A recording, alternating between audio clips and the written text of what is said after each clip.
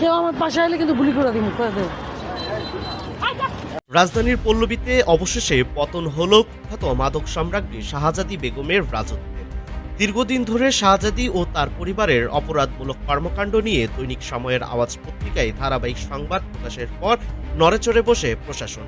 এরই প্রেক্ষিতে গত বৃহস্পতিবার ৮ জানুয়ারি দিবাগত রাতে এক বিশেষ যৌথ অভিযানে শাহজাদী সহ তার ৩ সহযোগীকে গ্রেফতার করেছে সেনাবাহিনী ও পুলিশ।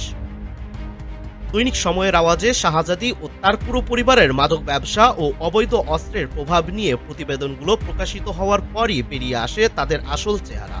সেই সংবাদের সূত্র ধরে এবং সুনির্দিষ্ট গোয়েন্দা তথ্যের ভিত্তিতে গত বৃহস্পতিবার রাত আনুমানিক 2টা 30 মিনিট থেকে ভোর 5টা পর্যন্ত পল্লবীর পূর্ব কুর্মিটলা এলাকায় শাহজাদী বেগমের দোতলা বাড়িতে এই বিশেষ অভিযান চালানো হয়। মিরপুর সেনা ক্যাম্পের সহযোগিতায় পল্লবী থানা পুলিশের এই অভিযানে নেতৃত্ব দেন পল্লবী থানার officer in charge OC AKM Alamgir জাহান।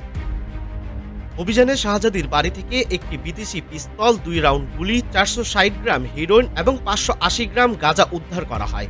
উদ্ধারকৃত হেরোইনের আনুমানিক বাজার মূল্য প্রায় 4 লাখ টাকা বলে নিশ্চিত করেছে পুলিশ। এছাড়াও তল্লাশিতে 5টি স্মার্টফোন জব্দ করা হয়েছে। অভিযানে মাদক সম্রাজ্ঞী শাহজাদী বেগম ছাড়াও তার 3 সহযোগী মোহাম্মদ রনি, মোহাম্মদ ইসলাম ও বেলিকে গ্রেফতার করা হয়েছে। গ্রেফতারকৃত সবাই পল্লবী থানাধীন সেকশন 12 ব্লক ডি পূর্ব কুর্মিটলা ক্যাম্প এলাকার বাসিন্দা। পুলিশ সূত্রে জানা গেছে, শাহজাদী বেগম দীর্ঘদিন ধরে মিরপুর ও পল্লবী সহ রাজধানীর বিভিন্ন এলাকায় মাদকের বিশাল সিন্ডিকেট নিয়ন্ত্রণ করে আসছিলেন। এলাকায় তিনি মাদক সম্রাজ্ঞী হিসেবে পরিচিত হলেও প্রভাবশালী হওয়ার কারণে এতদিন ধরাছোঁয়ার বাহিরে ছিলেন।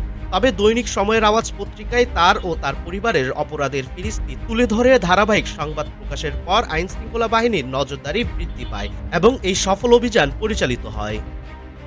পল্লবী থানার ওসি একেএম আলমগীর জাহান জানান, গ্রেফতারকৃতদের বিরুদ্ধে অস্ত্র ও মাদকদ্রব্য নিয়ন্ত্রণ আইনে পৃথক মামলা দায়ের করা হয়েছে। প্রাথমিক জিজ্ঞাসাবাদে তাদের অপরাধ জগতের বিভিন্ন চাঞ্চল্যকর তথ্য প্রদান করেছে।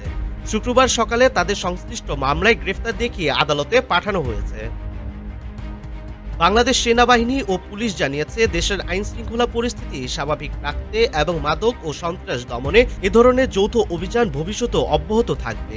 অপরাধ দমনের সঠিক তথ্য দিয়ে সহযোগিতার জন্য তারা সংবাদ মাধ্যম ও সাধারণ জনগণের প্রতি ধন্যবাদ জ্ঞাপন করেন।